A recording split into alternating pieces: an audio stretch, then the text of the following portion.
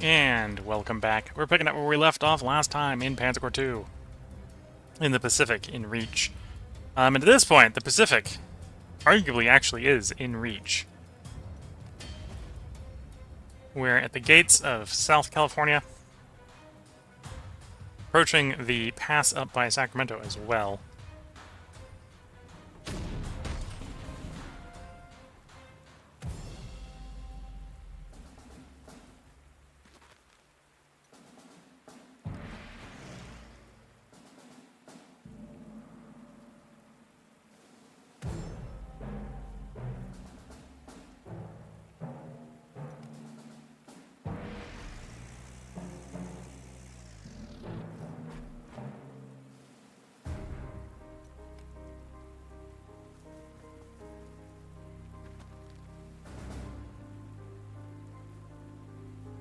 Oh yes, it's raining, so we're not able to send up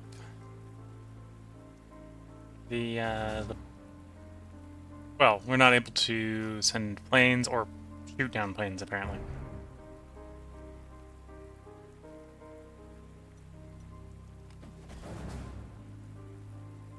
Get the recovery on our planes.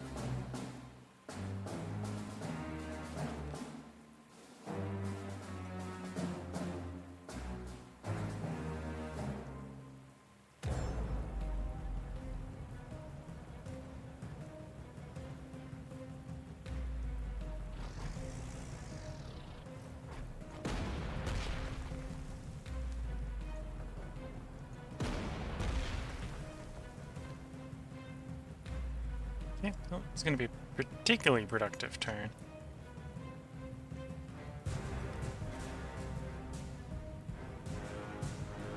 Because we're kind of stuck up on the terrain here. Not able to convert the positions we have into very effective damage.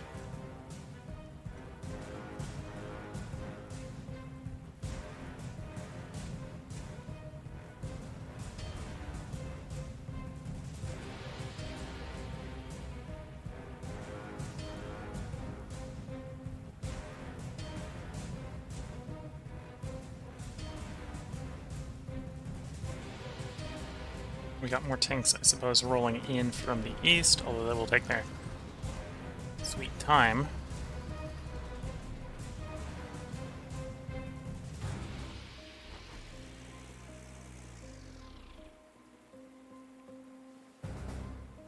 Okay, it's time to cycle the turn. Oh, I should have had that mountain guy heal. Doesn't make a big difference.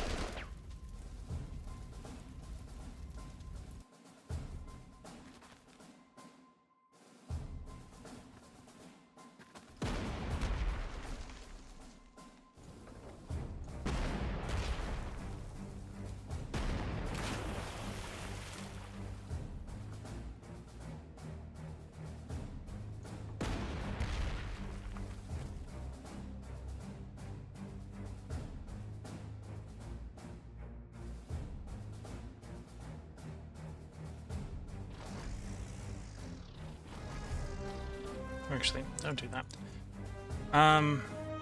We get someone like you to that hex? Yes. Can you get them to finally surrender, please? There we go. Gives us the control of the hex.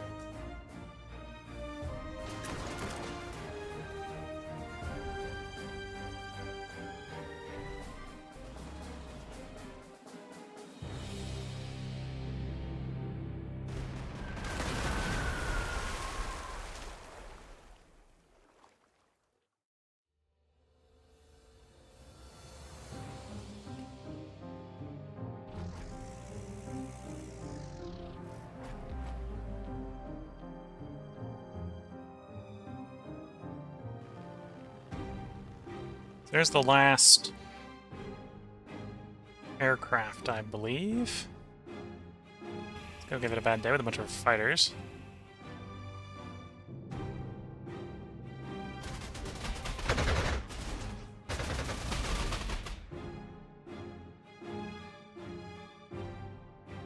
Oh, don't quite have the range. Was that just the 2 hexes we could attack it from? That was it. From that airbase, yeah. Good thing I have one based at the other airbase. Go.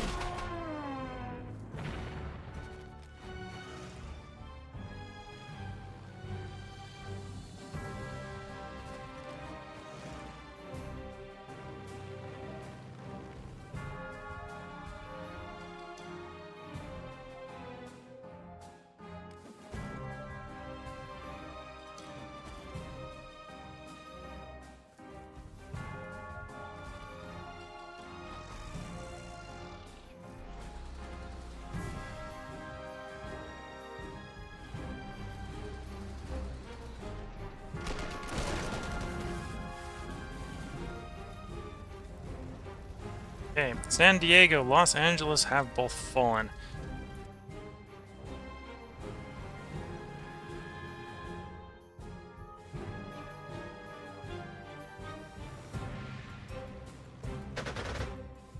First National Guard and the 26th U.S. Highway or heavy weapons infantry. I was about to say highway infantry, HW. That's why random acronyms don't always work. Sometimes people struggle to read them the way you want them to.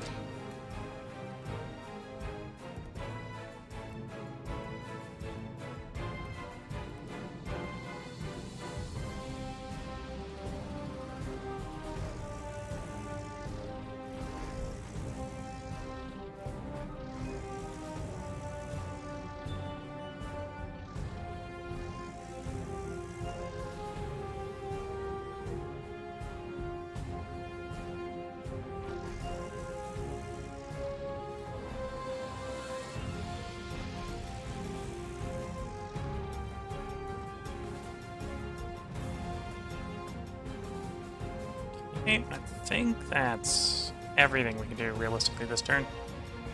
Give the Americans another go.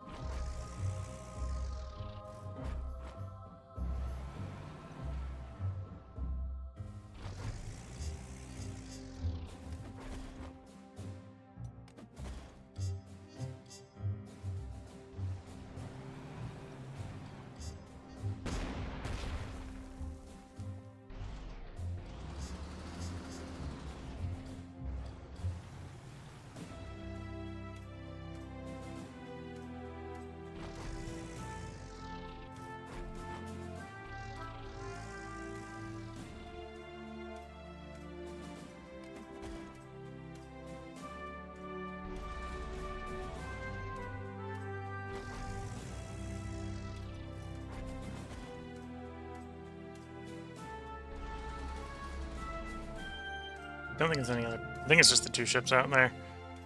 At least at this point, there's only the 2 ships out there, I think.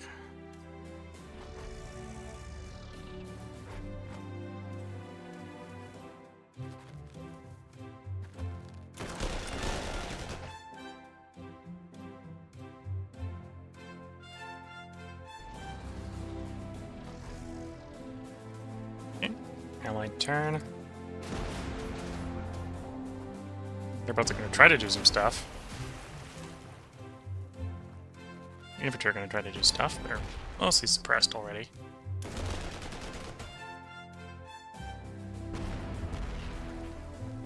Do the garrisons at San Jose and San Francisco attack? One of them does. The other one does. We actually lose one of the studs.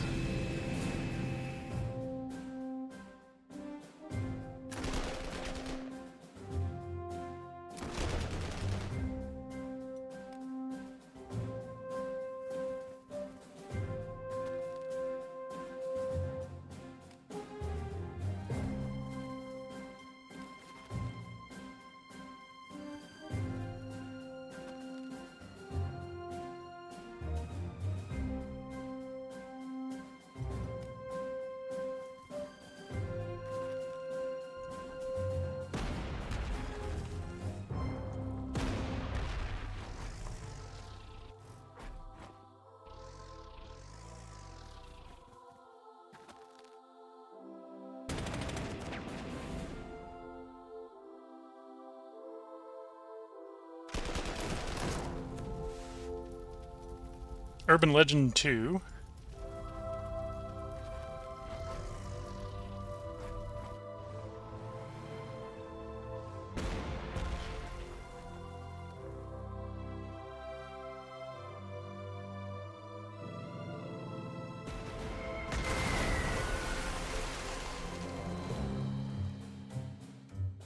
Okay. I think with that, we'll just go ahead and cycle the turn. We just got the one holdout in San Francisco and the one U.S. boat, I believe.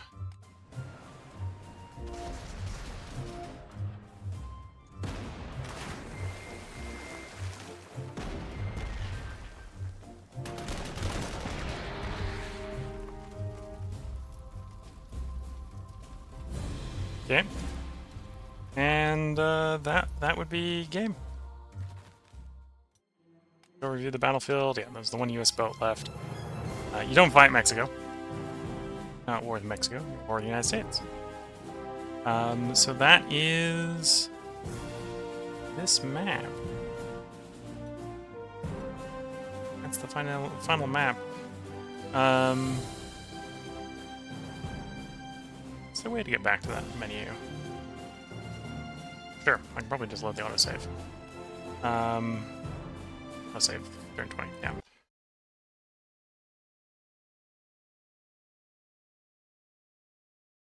Yeah, I believe that is the end of the main campaign. We'll see the final stats screen here. I don't usually look at the stat screen, so that's why I clicked off of it so quickly. So, these are our, I think, surviving units. All the surviving units. We did manage to keep one maximum veterancy Pioneer alive. No, actually 2 of them. 2 of them we kept a maximum veterancy Tiger alive. We did get the one fighter that was decently high veterancy. A lot of the other units, we got high and then stuff happened. Although the 88 was getting back up there. Apparently there was a lot of stuff to shoot. Yeah, it took us back to the main menu because that be the end of the main campaign. So we go hit new campaign. Right, so it doesn't show you the old history path here, but we went Poland into Barbarossa South, and then what would have been the mission had we not done old history after the breakout from Stalingrad. So you got the other choice between like the Stalingrad offensive, the post-Stalingrad offensive, or the breakout. The historical path takes you into Kursk. We did the alt history, so we did all the scenarios. And that's actually part of where the campaign length 20 to 23 comes in. I forgot exactly how many scenarios we did. I think it's on the shorter length for the all history. You don't have as many scenarios in 45 because, you know, you win the war. And, well, if you take too long in 45, you know what happens at the end of 45. It's the Americans get the bomb. Which was actually, I suppose we can load in the last turn of this episode, or this one. This is May 45 already here, right? There's already rumblings that, oh yeah, the Americans are working on the bomb. We gotta get this done quick, otherwise we're gonna get bombed. But yeah. Got it done 20 turns, and that is the end of... Oops, I just cycled the turn, that's not what we wanted. I want to go back to the main menu. So difficulty-wise, I wasn't playing on particularly hard, I was playing in like the base kernel. And then we weren't really playing with any of the special advanced rules, we're just playing default. And then for perks, these were the perks we were running. Panzer General, so our tank units are a little bit cheaper. So if your tank units aren't as cheap as my tank units, that's why. I had no overstrength as a drawback, I had Trophies of War as a bonus, I had Deadly Grasp as a bonus, I had Flexible Command as a bonus. Flexible Command was allowing me to split units without consuming unit slots. The side effect, you saw me basically splitting almost all the time. Anti-air veteran, so normally AA has a suppression effect like the tactical bombers do. I really like it when the AA actually, you know, hurts the aircraft. So I was running anti-air veteran. Different drawback I was taking was kinetic fire.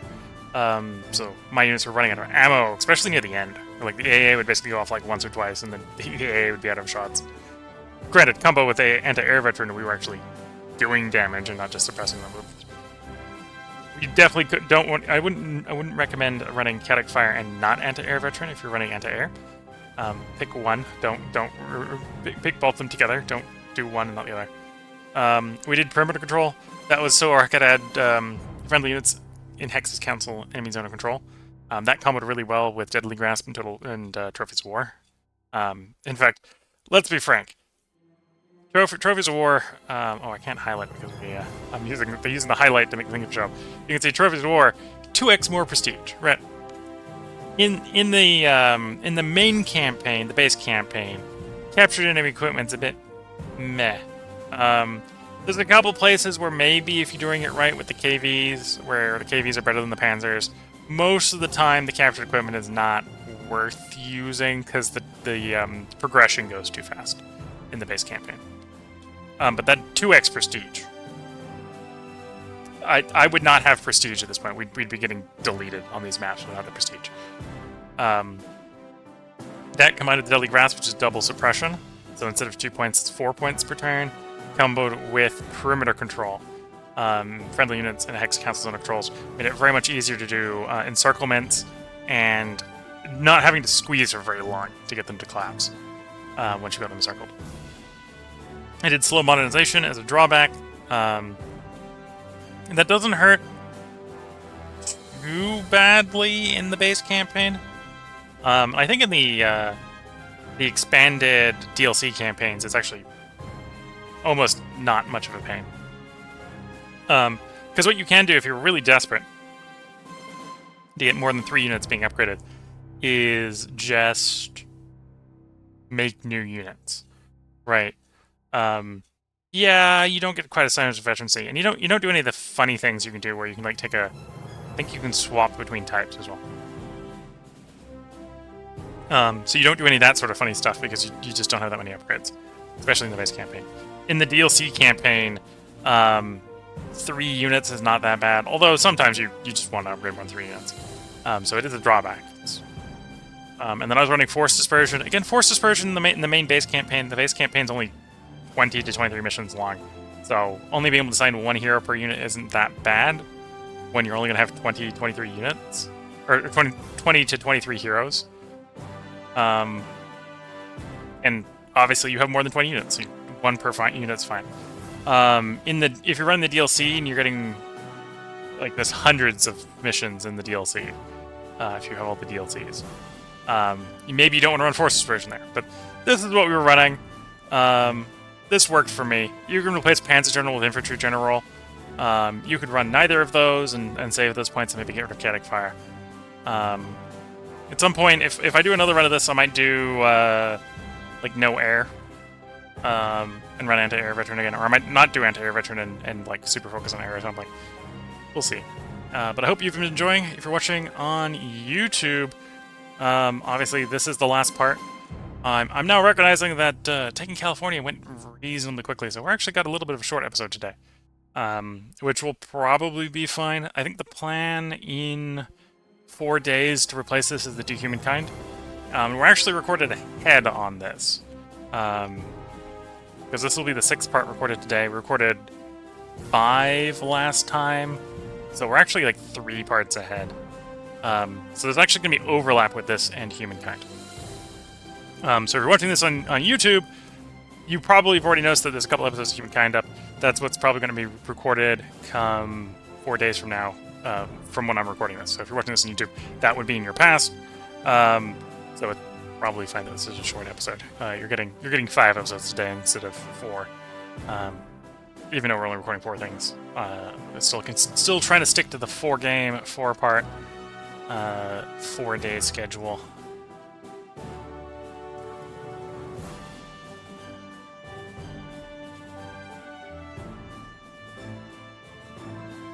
Okay. Something was acting a little weird on Twitch stream. So today, I'll go over the upcoming schedule. Today was Panzer Corps 2. We just finished the base campaign in Panzer Corps 2. I suppose if I go back to the main menu, there are DLC campaigns. As you can see, I don't actually have all the DLC campaigns. I've got up to 42. So Spanish Civil War, 1939, which is Czechoslovakia, Poland, 1940, which is France. This was 1939, probably also has Norway in it. Forget where that falls in 39 and 40. France, 41, 42. Right, so I've got those DLCs. So if you want to see those, feel free to leave a comment in the chat, whether you're watching on YouTube or watching on Twitch. So the Spanish campaign is 14, 16 scenarios, and you can, much like you go through the base campaign, the basic experiment campaign, you can carry the army over from campaign to campaign. So the Spanish Civil War one is 14 to 16. You then got the 13 to 15 one, which is 1939. So it's Czechoslovakia. I assume this is Czechoslovakia, Poland.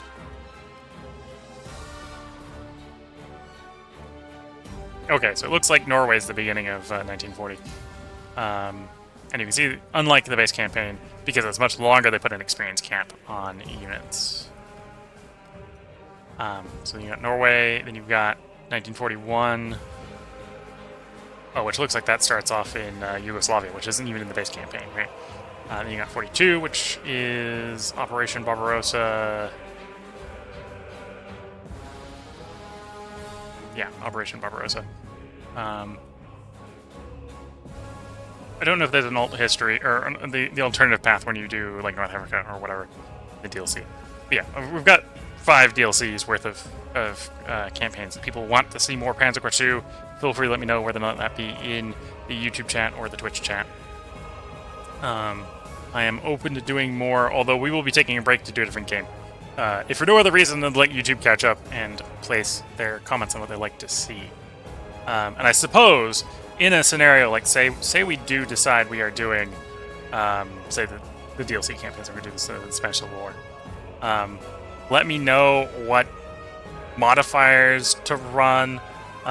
Special challenges are probably a good way to watch me lose, if you wanted me to do special challenges. But if we get in here, it should offer me the opportunity to do perks. So feel free to let me know what perks you'd like to see. Because I'm waiting for it to load so I can show you what the list of perks are. Obviously, the ones we just talked about a little bit earlier are perks.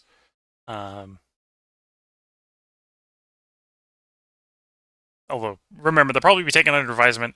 If I do a DLC campaign, I will probably like to complete the DLC campaign. campaign, you can earn commendation points by completing bonus objectives. Yeah, and we can review that next time. So this is the whole list. So we've got strengths such as Infantry General, Panzer General, Industry Connections, which is random prototypes, Liberator, Prestige for capturing flags.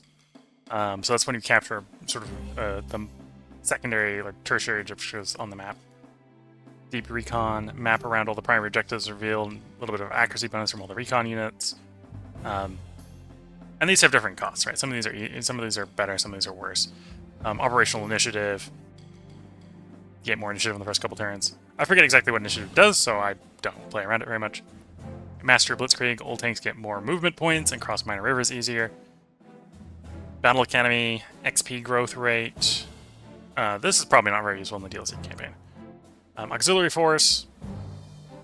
Usually the way I play Auxiliary Force is pretty bad, but that's you get 50% of your core slots as Auxiliary Forces, which are forces that you don't get to take into the future battles. Trophies of War, which is what we were running. The previous one, Deadly Grasp. Flexible Command we were also doing. Kill a team is the opposite of Forced Dispersion. Or not the opposite. You just start with 3 heroes. Anti-air veteran is what we were running. We're running perimeter control. Meticulous planning. All ground units get 2 movement actions instead of 1, which allows them to kind of act like their recon, where they can do phased movement. Although in this case, they can do a move and then a move. Unlike force planning, which is phase movement, which the recon have, which is they can do as many moves as they want. Force conservation can assign 1 extra hero to every unit. I think by default it's... I want to say it's 2, it might be 3. So this is just an extra one. Terrain Expert, friendly units get +1 bonus entrenchment in any terrain, even in open ground, and when crossing rivers. Aggressive deployment, friendly units do not lose their action points when deploying from organic transport, so that works really well with artillery and stuff that you have transport drawn. I have done that before off-stream. Old Guard, at the end of each mission, old dead units are reformed with 1 point of strength and halved experience. If you really want to keep your veteran units around, this works really well. Although the halved experience is... It's good, but it's not too good. It's really good in the base campaign. It's a little bit less good in the DLC campaign, where you don't get as many stars. Inept Logistics is sort of the opposite of Infantry General and Panzer General, where units, instead of costing less, you just have fewer to start with. No overstrength, that's what we were running last time. You can choose to overstrength units. You can do denied air force. We can do denied artillery. We can do retrograde. All the equipment shows up 6 months later than normal. Green Army. Elite reinforcements are limited to 3 times per mission. Delayed reinforcements cannot use replacements in the middle of battle. So I suppose if you were comboing that, the Green Army would just be bonuses, because you wouldn't get those replacements anyway. Poor maintenance due to breakdown units that randomly lose movement points and actions at the beginning of each turn. That one's a bit annoying. If you propose that one, that's not going to get taken. Chaotic Fire I was running. We're definitely seeing the pain of 2 points of ammo per shot near the end of that run. Inefficient supply. Units get reduced supply at the beginning of their turn. This means that instead of full recovery on ammo, fuel, and shooting, I think you get like half recovery on those. Poor ground control. Enemy units can move freely through your zone of control. Although I think for encirclements, you're still considered having a zone of control. Just they can move freely through it. Bad luck. Results can never be better than predicted. Trench Slog. Each attack deals 1 point less damage to enemy entrenchment, which means most of your units do by default 0 at that point. You're going to require your artillery to do anything. Slow monetization, that's what we were running last time. It just means you only get 3 upgrades. Fear of the Unknown cannot order units to move through the fog of war. You're going to need recon if you run that. Arrogant, don't get any combat predictions. Force Dispersion, we were running that. That was max 1 hero per unit. Ruthless, never accept surrenders, so probably don't want to combine Ruthless with Trophies of War. Right, so this is bonuses to captured units. This is you don't get anything. No captures. And then slow reaction. Friendly units do not shoot back when attacked by the enemy. Yeah, that's all the perks, strengths, and weaknesses. If there's any that you would like to see in the next run, and if you would like to see a next run, feel free to leave a comment. But that, let's just accept here so we can get out of it. And we'll get back to the main menu. But yeah, that's the end of this run. Next time, I went over the schedule. I'll go and bring the schedule back up again. Do one last outro for those who started forgetting it already. Schedule will be Shadow Empire tomorrow, Whiskerwood Friday, Saturday will be Terra Invicta, and Sunday will be Humankind, as Humankind will be replacing Panzer Corps 2. I hope you've all been enjoying. If you're watching on Twitch and you want to comment responded to, I will stream it for about a minute after I end the YouTube recording. And obviously this is about where the YouTube recording is going to end. So I'm going to wish you all the best of luck, a good time, and with that, bye for now.